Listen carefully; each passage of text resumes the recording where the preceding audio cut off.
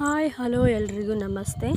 ನಾನಿವತ್ತು ನಿಮಗೆ ತೋರ್ಸೋಕ್ಕೆ ಬಂದಿದ್ದೀನಿ ಬೆಂಡೆಕಾಯಿ ಕುರ್ಕುರೆ ಅಥವಾ ಚಿಪ್ಸ್. ತುಂಬಾ ರುಚಿಯಾಗಿರುತ್ತೆ. ಕೇವಲ 10 ನಿಮಿಷದಲ್ಲಿ ಮಾಡ್ಕೋಬಹುದಾದಂತಹ ರೆಸಿಪಿ ಇದು.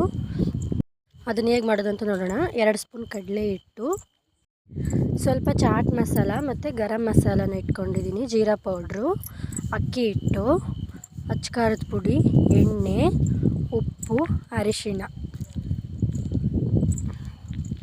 ಇಷ್ಟು ಬೇಕು. ತುಂಬಾ ಅದ್ಭುತವಾಗಿರುತ್ತೆ.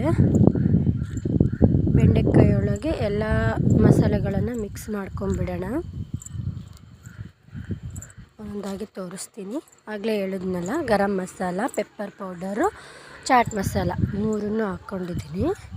ಜೀರಾ ಪೌಡರ್ ಸ್ವಲ್ಪ, ಖಾರದ ಪುಡಿ 1/2 ಟೀ ಸ್ಪೂನು,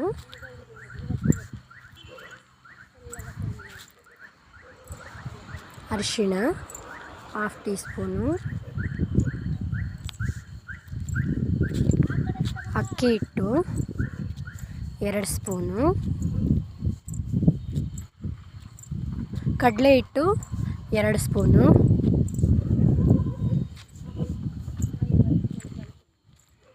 ಉಪ್ಪು ರುಚಿಗೆ ತಕ್ಕಷ್ಟು ಉಪ್ಪು. ಈಗ ಇದನ್ನು ಚೆನ್ನಾಗಿ ಮಿಕ್ಸ್ ಮಾಡ್ಕೋಬೇಕು.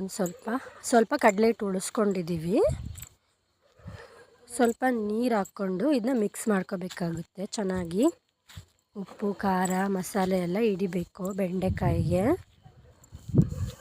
ಯಾರು ತಿನ್ನಲ್ವೋ ಮಕ್ಕಳು, ಅವ್ರಿಗೆ ಈ ಥರ ಸಂಜೆ ಟೈಮು, ಮಧ್ಯಾಹ್ನ ಟೈಮು ಸ್ನ್ಯಾಕ್ಸಿಗೆ, ಸೈಡ್ಸಿಗೆ ಮಾಡಿಕೊಟ್ರೆ ತುಂಬ ಇಷ್ಟಪಟ್ಟು ತಿಂತಾರೆ. ತುಂಬ ಚೆನ್ನಾಗಿರುತ್ತೆ ಕೂಡ. ಈಗ ಸ್ವಲ್ಪ ನೀರು ಹಾಕ್ಕೊಂಡು ಕಲಿಸ್ಕೊಳ್ಳೋಣ. ಅದನ್ನು ನೋಡಿಕೊಂಡು ಮತ್ತೆ ಇನ್ನೂ ಸ್ವಲ್ಪ ಕಡಲೆ ಹಿಟ್ಟು ಹಾಕ್ಕೊಂಡು ಮಿಕ್ಸ್ ಮಾಡ್ಕೋಬೋದು ನಾವು.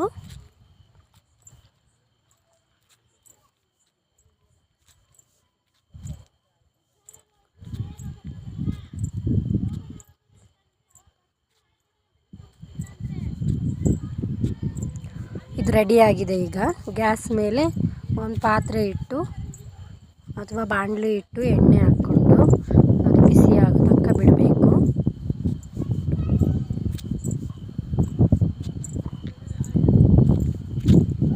ಎಣ್ಣೆ ಕಾಯ್ತಾ ಇದೆ.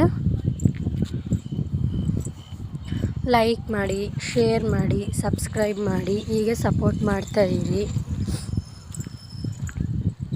ಇದರ ಎಣ್ಣೆ ಒಳಗೆ ಹಾಕಿದ ತಕ್ಷಣ ಫುಲ್ಲು ಬಬಲ್ಸ್ ಬರಬೇಕು ಮೇಲೆ. ಆಗ ತುಂಬ ಚೆನ್ನಾಗಿ ಕ್ರಿಸ್ಪಿಯಾಗಿ ಬರುತ್ತೆ.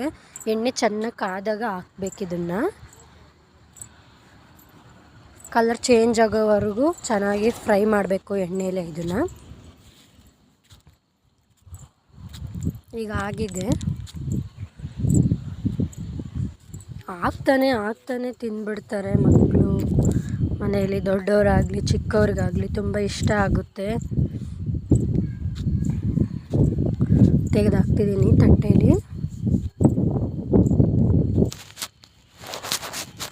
ನೋಡಿ, ರೆಡಿಯಾಗಿದೆ. ತುಂಬ ಚೆನ್ನಾಗಿರುತ್ತೆ. ಮಕ್ಕಳು ತುಂಬ ಇಷ್ಟಪಟ್ಟು ತಿಂತಾರೆ. Thank you for watching.